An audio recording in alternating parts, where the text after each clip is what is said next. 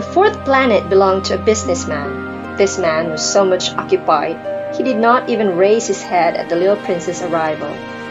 "Good morning," the little prince said to him. "Your secret has gone out. 3 and 2 make 5, 5 and 7 make 12, 12 and 3 make 15, good morning. 15 and 7 make 22, 22 and 6 make 28. I haven't time to light it again. 26 and 5 make 31. Phew! Then that makes 501,622,731. 500 million what?"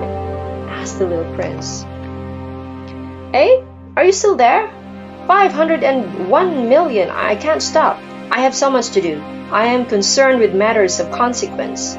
I don't amuse myself with balderdash. 2 and 5 make 7. 501 million what?" repeated the little prince, who never in his life had let go of a question once he asked it. The businessman raised his head.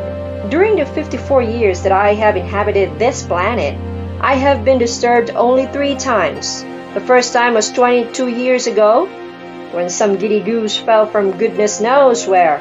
He made the most frightful noise that resounded all over the place, and I made 4 mistakes in my addition.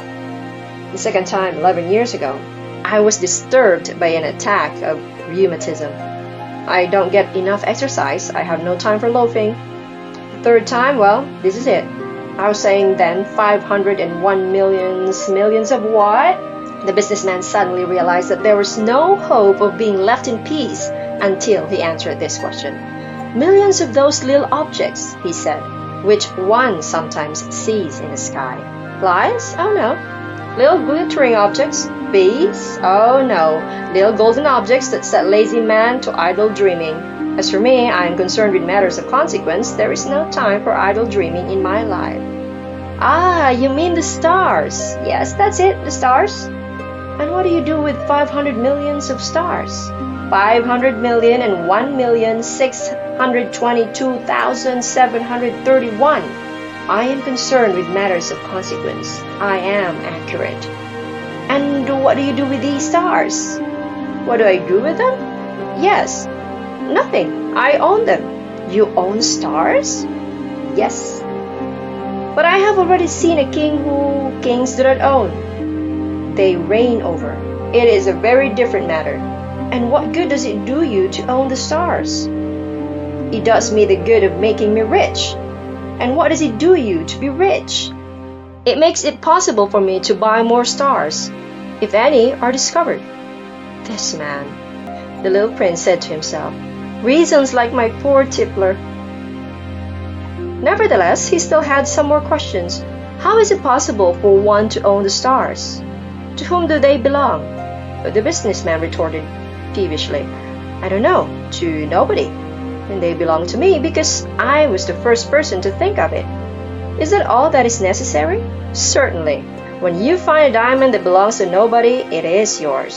When you discover an island that belongs to nobody, it is yours. When you get an idea before anyone else, you take out a patent on it. It is yours. So with me, I own the stars because nobody else before me ever thought of owning them." "Yes, that is true," said the little prince. "And what do you do with them?" "I administer them," replied the businessman. "I count them and recount them.